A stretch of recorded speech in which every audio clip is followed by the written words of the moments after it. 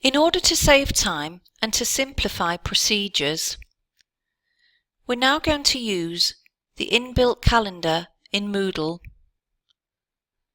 to make an electronic note of the next date that we're going to see the candidate. And we're going to use the calendar instead of using the diary for the appointments. Because adult education has a duty of care to you, we need to record which assessor is out and who they're going to see on any particular given date. So, in this example we have the calendar here, September, and we have some yellow blocked out dates. The yellow blocked out dates indicate to us that an appointment has been made by an assessor to go and see a candidate. So if we want to know which candidates are going to be seen on that particular date, we hover over. And we can see here that on Friday, the 25th of September, there are 2 events recorded. We have Teresa Hall and Rob Randall. The word event just means the next appointment. If we click here, you can see that you are taken to the contact sheet for that particular candidate. And we can also see who the assessor is. If you remember, there were 2 events or appointments on the 25th of September. And here's the second one. This is the candidate and this is the assessor. So now let's go back to the calendar. And we're going to take a look at how we can record in the calendar who we're going to see and when. So we're going to click on this link here, QCF and Apprenticeships. You can either click here or you can click up here in the breadcrumb trail. I'm going to use this one. And we'll be taken back to the home screen for the QCF and Apprenticeships area. Now, what we're going to do is have a look at how we can put a date in. So for instance, with this particular candidate, I want to record the next time the appointment is that we're going to see her. And therefore, this will automatically drop into the calendar. I'm going to show you how to do that now. So click on the candidate and scroll down a little. And then click on Edit Settings, which is what you do now anyway in order to change and update the contact sheet. You would normally do that in this area here, but we're going to ignore that for the moment and we're going to look at here, these dates.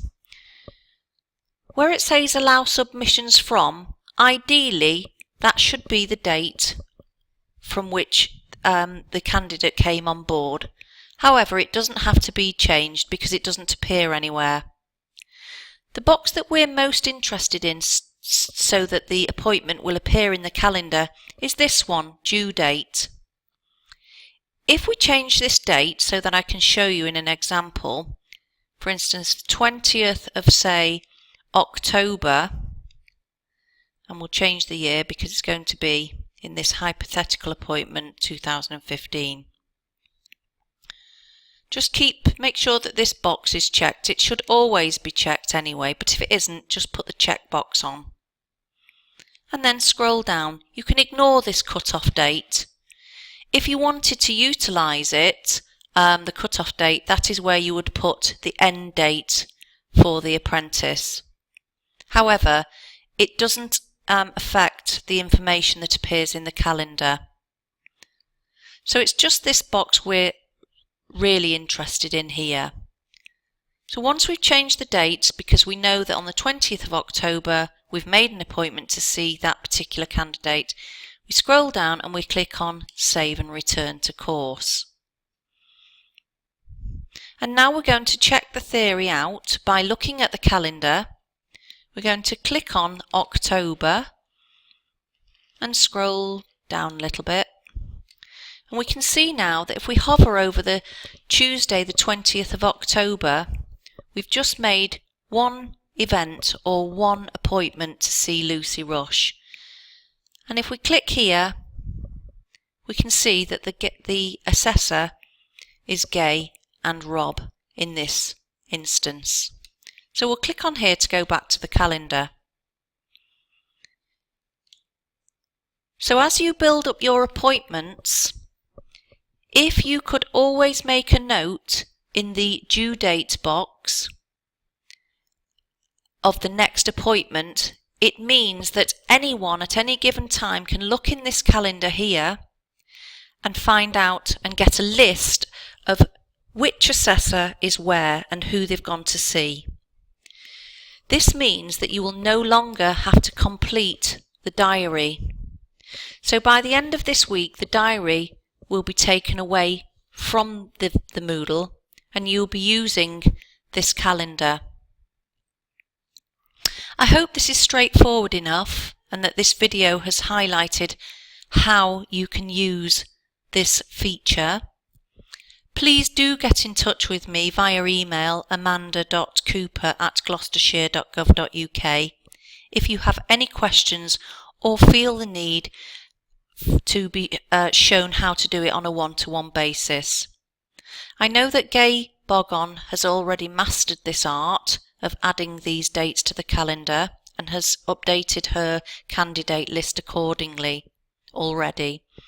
So if you're near Gay or you can get in touch with Gay, then you can contact her as well, and I'm sure she'd be happy to show you how to do it. But please don't hesitate to ask me any further questions. I hope this is useful to you. Thank you.